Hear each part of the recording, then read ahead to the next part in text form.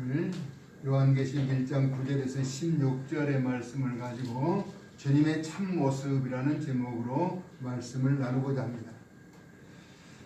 우리가 사는 세상에는 실상과 허상, 눈에 보이는 것과 눈에 보이지 않는 것, 손에 잡히는 것과 잡히지 않는 것이 있죠.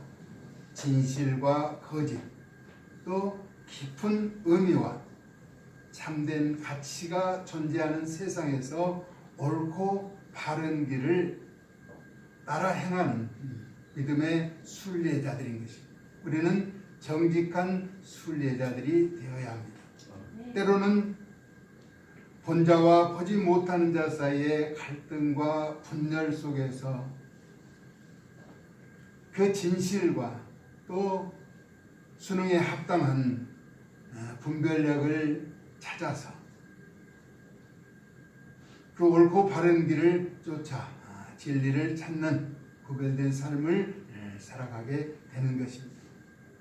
우리가 찾는 진리는 복음이죠.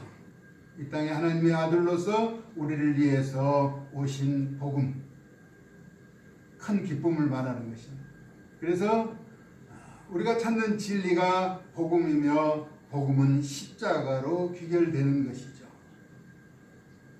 십자가를 지신 우리 주님의 사역에 대해서 믿음으로 온전하신 순종과 또 그 헌신을 통한 희생으로 말미암아 영생의 길로 순항하는 참 목자가 되시죠.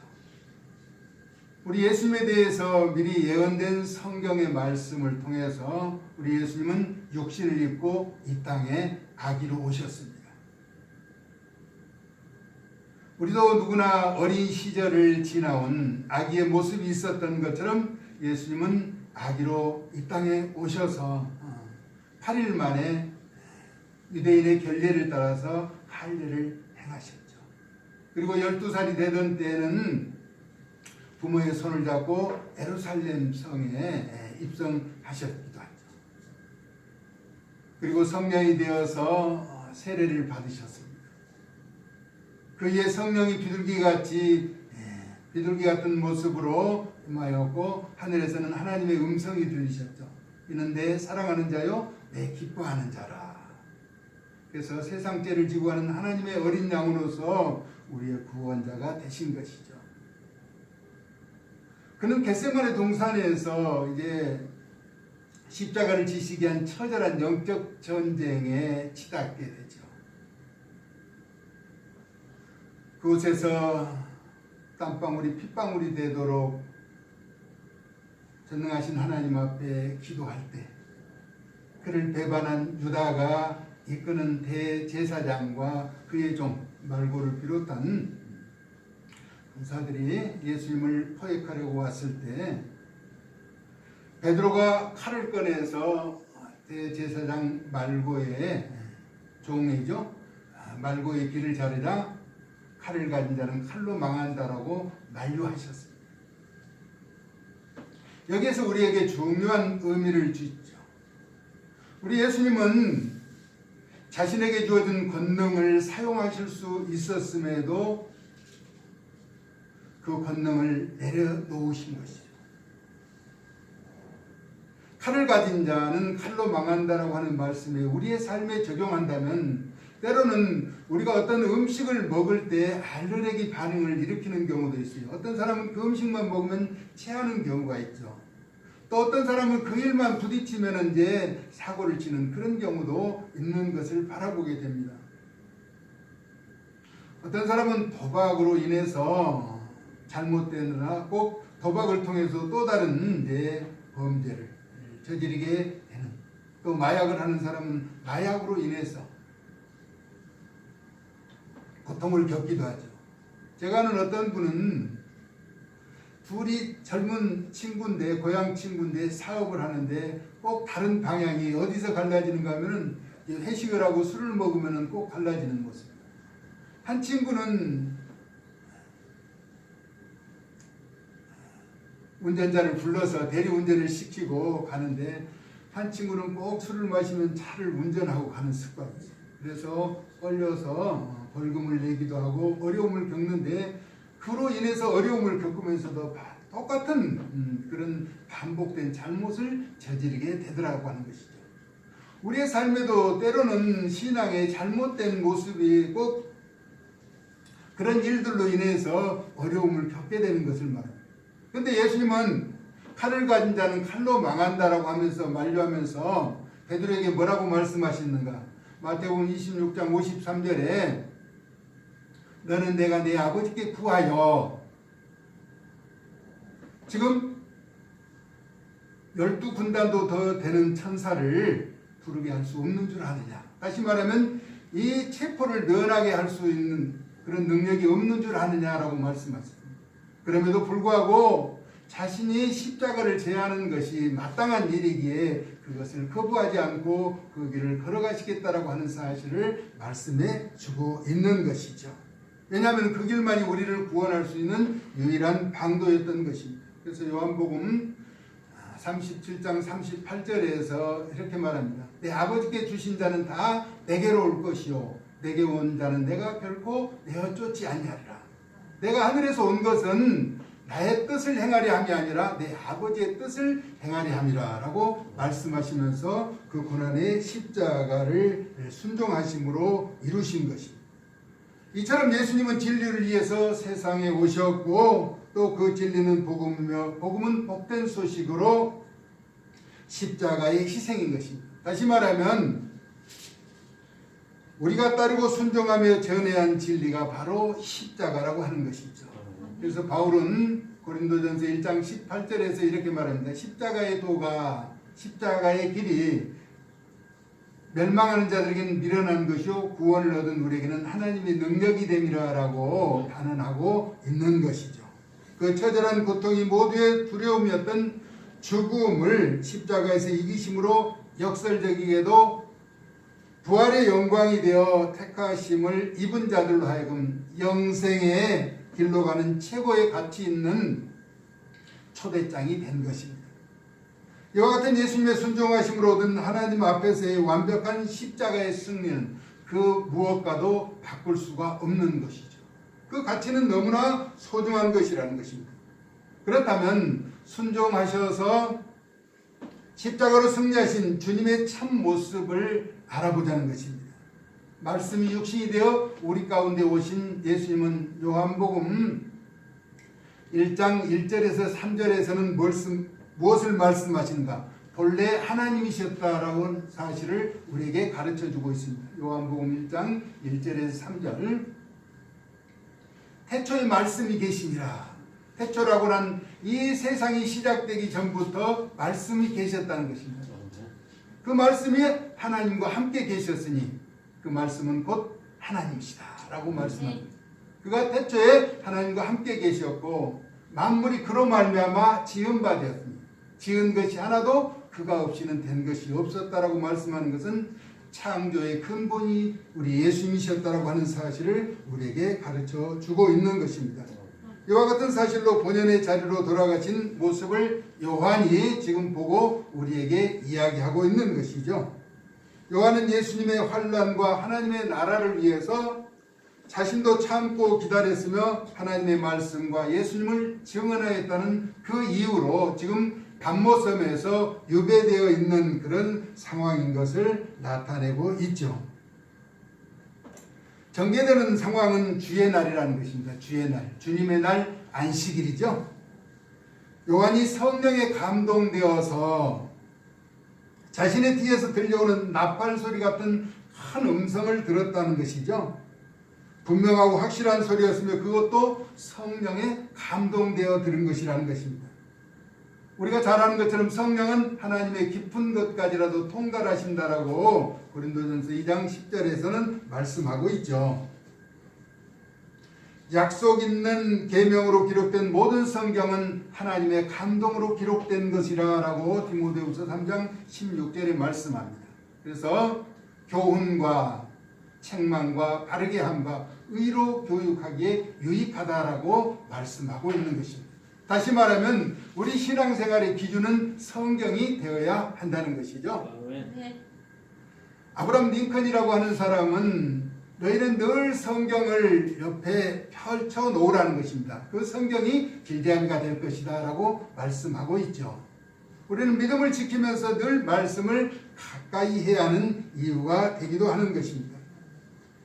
반모섬에서 요한에게 들려온 음성은 예수님이 하신 말씀이죠. 에베소, 서머나, 버가모, 두아디라, 사대, 빌라델비아, 라오디게아 교회에게 말씀을 본 것을 그대로 기록하여 전하라는 것입니다. 첫 번째 에베소 교회, 우리가 잘 아는 것처럼 첫사랑을 잊어버렸다는 것입니다. 우리가 예수님을 만나고 믿음을 지키면서 눈물을 흘리면서 감격했던 그 첫사랑을 회복하라는 것이죠. 누구나 주님을 만났던 설렜던 마음으로 돌아가라고 하는 것입니다. 에베소 교회만 한정하는 것이 아니라 우리 믿는 모두에게 요구하고 계시는 것이죠. 그리고 서머나 교회, 죽도록 충성하라는 것입니다. 생명의 멸류관을 내게 주겠다. 충성이라고 하는 기회는 단 한 번이죠. 우리의 인생에 주어진 그 기회를 놓치지 말라라고 하는 것입니다. 죽도록 충성하라는 것입니다. 그리고 버가모 교회, 이 교회는 발람의 교훈을 따랐다는 것입니다. 지금 우리가 사는 이 세상에 신천지 같은 유혹하는 세력에 미혹되어서 흔들렸다라고 하는 것이죠. 그리고 우상의 제물을 먹은 것을 회개하라는 것입니다. 회개는 돌이키라는 것이죠. 두아디라 교회도 마찬가지입니다. 우상의 제물을 먹은 것을 회개하라고 말씀하고 있는 것입니다. 여기서 회개라고 하는 것은 철저한 것을 말하죠. 어느 조금만 남겨도 안 돼요.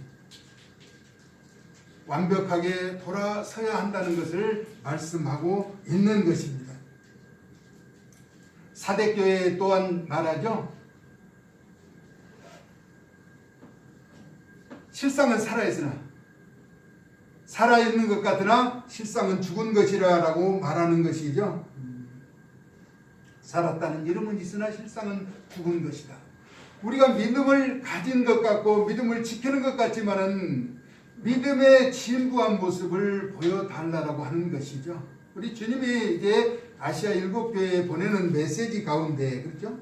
또 빌라델비아 교회는 작은 능력으로도 말씀을 지키며 주님의 이름을 배반하지 않았다라고 또 칭찬하기도 하죠. 그리고 마지막 라오디게아 교회는 차든지 뜨겁든지 않아요. 뜨뜻 미지근한 것이 아니라, 그렇지 않으면 미지근하면 내 입에서 토해내버리겠다고 주님이 말씀하신 그 내용을 요한에게 기록해서 전하라고 하는 것이죠. 그것이 주님의 음성이라고 하는 것입니다.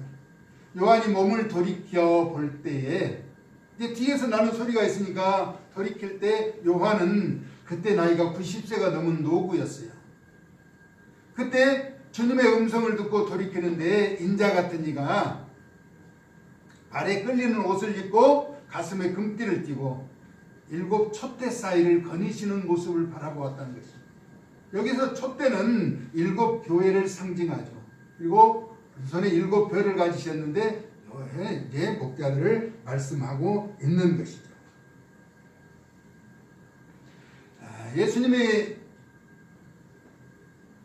촛대 사이에 거니시는 모습은 십자가를 지실 때의 모습과는 전혀 상반된 모습이죠. 이사야 선지자가 우리에게 이야기했던 그는 주 앞에서 자라나기를 연한 순 같고 마른 땅에서 나온 뿌리 같아서 고운 모양도 없고 풍채도 없은즉 우리의 보기에 흠모할 만한 아름다운 것이 없었으며 멸시와 조롱과 채찍과 아픔을 겪었던 그 연약한 모습이 아닌 지금 가슴에 금띠를 띄었다라고 하는 것은 왕의 상징입니다. 만왕의 왕이셨던 그 본래의 모습으로 돌아가신 그 상태에서 우리에게 말씀하고 계신다라고 하는 것입니다. 그리고 인자의 머리와 머리털의 시기가 눈과 같고 양털과 같다라고 말하고 있습니다. 여기에서 희다는 의미는 아주 예수님의 속성에 대해서 말씀하고 있는데 영생이라고 하는 것입니다. 영생과 지혜와 성결을 강조하는데 우리가 참 믿는 사람이라면 다 한 번쯤은 애워보고 묵상했을 말씀이죠. 요한복음 3장 16절에 하나님이 세상을 이처럼 사랑하사 독생자를 주셨으니 이는 저를 믿는 자마다 멸망하지 않고 영생을 얻게 하려 하십니다. 우리가 예수님을 믿는 자는 영원한 생명을 얻게 되는데 하얗다라고 하는 의미, 흰 의미에 대해서 그렇게 말씀하고 있습니다. 그리고 시편 111편 10절에 여호와를 경외하는 것이 지혜의 근본이라고 말합니다. 여기서 지혜라고 하는 것은 어떤 권력이나 명예나 다른 어떤 것으로도 얻을 수 없는 하나님의 속성이죠. 그리고 로마서 1장 4절에 성결의 영으로는 죽은 자 가운데서 부활하셔서 그 이름으로 선포된 말씀이죠. 하나님의 아들로 선포되었으니 주 예수 그리스도다. 성결의 영으로. 그래서 우리 예수님의 모습에 대해서 희다라고 하는 표현을 사용하고 있는 것이죠. 우리가 출애굽기 34장 33절에 보면은 모세가 여호와 하나님 앞에서 십계명을 받았을 때, 받고 돌아왔을 때 그 얼굴이 빛남으로 이스라엘 백성들이 두려워하여 수건으로 얼굴을 가렸다라고 말씀하고 있죠. 우리 주님의 영광이라고 하는 것은 요한계시록 21장에 보면은 이런 내용이 기록되어 있습니다. 해나 달의 비침이 쓸데없다라고 합니다. 어린 양이 그 등불이 되시니라. 그러니까 우리는 영광의 보좌에 가면은 해와 달이 쓸데없는 여호와의 영광의 밝은 빛 앞에 서게 된다는 것입니다. 그러기 위해서는 우리는 성결한 모습으로 하나님의 뜻을 쫓아 살아가야 한다는 것이죠. 오늘 본문에서는 또 그 입에서는 날선 거미, 좌우에 날선 검이 나온다라고 말하죠. 히브리서 4장 12절에 하나님의 말씀은 살았고 운동력이 있어 좌우에 날선 어떤 검보다도 예리하여 몸과 영과 및 관절과 골수를 찔러 쪼개기까지 하며 마음의 생각과 뜻을 감찰한다라고 말씀하고 있습니다. 그래서 말씀 앞에 감추어 드러나지 않을 것이 없다라고 하는 사실을 나타내고 있는 것이죠. 얼굴은 힘있게 비치는 해와 같다라고 말씀하셨습니다. 여기에서 앞서 얘기했던 영생과 또 지혜와 성결과 사랑과 진리, 다시 말하면 그 무엇도 범접할 수 없는 여호와의 영광이 나타나는 현상을 보여주고 있는 것입니다. 그리스도의 속성이죠. 이게 우리는 예수님의 참 모습을 알았다면 무한한 긍지와 자부심을 가지고 그 사랑을 증거하며 또 나타내는 구별된 삶을 살아서 영광의 의로운 도구들로 세워져 갈 수 있기를 예수님의 이름으로 축복합니다. 네. 우리는 이 혼재된 세상에서 살면서 우리 전능자, 우리의 구원주가 어떤 분인가를 제대로 알자라고 하는 것입니다. 지금 코로나라고 하는 이중한 상황에서 몸을 움츠리고 있지만은 우리의 영원한 생명을 책임지실 분은 우리 예수님이신데 예수님의 위엄찬 모습은 이와 같다는 것입니다. 이 땅에 어린아이로 오셔서 모든 여정을 인간과 같이 지내신 것은 전능하신 하나님께서 우리를 거룩한 형상으로 지음받았기 때문에 우리와 똑같은 모습으로 예수님을 보내주셨고 우리의 죄를 스스로 해결할 수 없어서 그 죄의 대속물로 창조주께서 보좌에서 오셔서 우리와 같은 육신을 입고 그 모든 생애를 감당해 주셨다라고 하는 것입니다. 지금은 요한이 본 우리 인자의 모습, 예수님의 모습은 가슴에 금띠를 띠고, 그렇죠? 얼굴은 너무나 밝아서 참 볼 수 없는, 눈이 그렇게 희귀할 수 없고 양털이 그렇게 깨끗할 수 없는 것 같은 그 밝은 빛을 보여주고 계신 그분 앞에는 어둠이라고 하는 존재는 설 수 없다는 것이죠. 그래서 우리는 일곱 교회에 보내는 메시지처럼 회개하고 깨끗하고 성결한 모습으로 하나님 앞에 서야 한다는 것입니다. 저는 어제 밤늦게까지 묵상하면서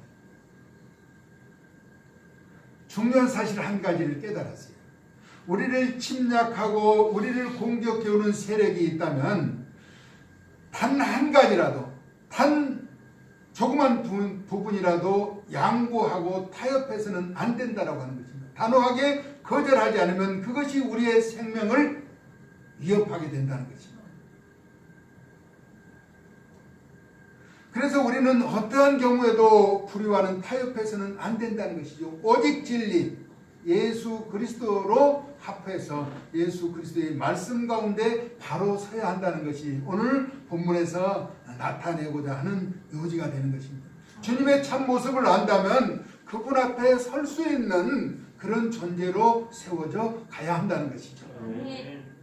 힘들고 어려운 세대에서도 오직 믿음을 지키면서 예수님 앞에 구별된 자로 세워지는 충성된 종들 되어질 수 있기를 사랑 많으신 예수님의 이름으로 소원합니다. 아멘. 고마우신 아버지 하나님, 주님의 참모습을 발견하게 됩니다. 우리는 늘 연약하여 지치고 힘들고 매맞고 고통과 멸시와 조롱당하는 예수님의 모습을 바라보았습니다. 그러나 이제는 사망의 권세를 이기시고 부활하셔서 영원한 심판주로 오신 영광의 주님을 바라보면서 이 혼재된 세상에서도 길이요 진리요 생명 되신 예수 그리스도를 본받고 찾아 의지하며 그 믿음의 아름다운 길에 승리자의 삶으로 성공자의 삶으로 살아갈 수 있도록 은혜에 더하여 주시옵소서. 예수 그리스도의 거룩하신 이름으로 축복하며 기도 올리옵나이다. 아멘.